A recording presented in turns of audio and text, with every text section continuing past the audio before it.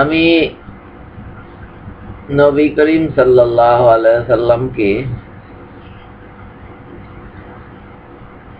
খোলা ময়দানের পানি সম্পর্কে প্রশ্ন করিতে শুনিয়াছি।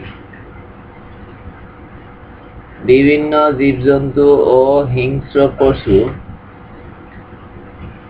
সেখানে আসিয়া থাকে তাহা পান করার জন্য।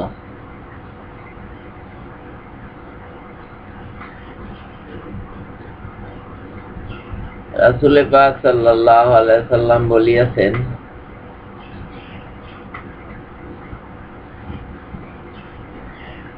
পানি যদি 2 মটকা পরিমাণ হয়,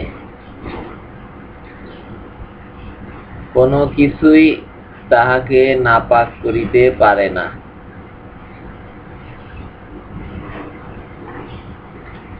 আল হাদিস দারিমি শরীফ, পৃষ্ঠা নাম্বার 176।